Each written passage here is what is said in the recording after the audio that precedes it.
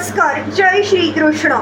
Enlightening, text 27, text 28 and text 29 of chapter 9 answers by citing the Lord's version of second canto, the cosmic manifestation of Srimad Bhagavatam. Text 27. Yathatma Maya Yogen Nana Shaktyupa Brumhitam Vilumpana Visrujana Gruhanan Vibhradatman Matmana. And please inform me how you, by your own self, manifest different energies for annihilation, generation, acceptance and maintenance by combination and permutation.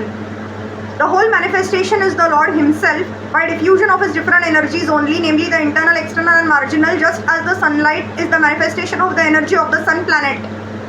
Such energy is simultaneously one with and different from the Lord, just as the sunshine is simultaneously one with and different from the sun planet. The energies are acting by combination and permutation by the indication of the Lord, and the acting agents like Brahma, Vishnu and Shiv are also different incarnations of the Lord. In other words, there is nothing but the Lord, and still the Lord is different from all such manifestive activities. How it is so will be explained later on. Text 28.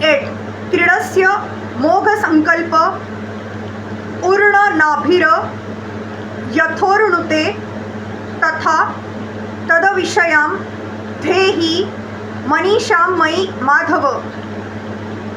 O Master of all energies, please tell me philosophically all about them.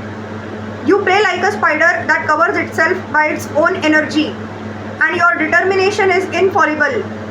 By the inconceivable energy of the Lord, every creative element has its own potencies, known as the potency of the element, potency of knowledge and potency of different actions and reactions. By a combination of such potential energies of the Lord, there is the manifestation of creation, maintenance and annihilation in due course of time, and by different agents like Brahma, Vishnu and Maheshwara.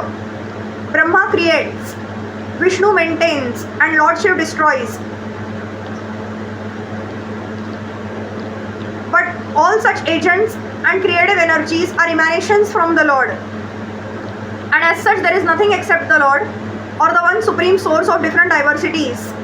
The exact example is the spider and spider's web. The web is created by the spider and it is maintained by the spider. And as soon as the spider lights, the whole thing is wound up within the spider. The spider is covered within the web. If an insignificant spider is so powerful as to act according to its will, why can't the Supreme Being act by His supreme will in the creation, maintenance and destruction of the cosmic manifestations?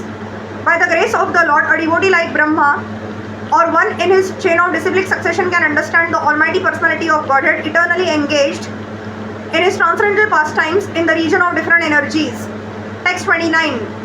Bhagavachi Kshitamaham Karmani Hayatandritaha Nehamanaha Prajasarga Badhyayam Yadanugrahat. Please tell me so that I may be taught in the matter by the instruction of the personality of Godhead, and may thus act instrumentally to generate living entities without being conditioned by such activities. Brahmaji does not want to become a speculator dependent on the strength of his personal knowledge and conditioned to material bondage. Everyone should know in clear consciousness that one is in the execution of all activities an instrument. A conditioned soul is instrumental in the hands of the external energy Gunamayi Maya or the illusory energy of the Lord, and in the liberated stage the living entity is instrumental to the will of the personality of Godhead directly. To be instrumental to the direct will of the Lord is the natural constitutional position of the living entity, whereas to be an instrument in the hands of the illusory energy of the Lord is material bondage for the living entity.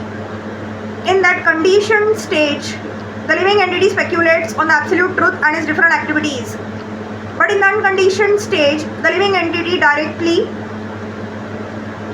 receives knowledge from the Lord, and such a liberated soul acts flawlessly without any speculative habit. The Bhagavad Gita 10.10.11 confirms emphatically that the pure devotees who are constantly engaged in the loving transcendental service of the Lord are directly advised by the Lord, so much so that the devotee unwaveringly makes progress on the path home back to Godhead. Pure devotees of the Lord are therefore not proud of their definite progress, whereas the non-devotee speculator is in the darkness of illusory energy and is very much proud of his misleading knowledge based on speculation without any definite path.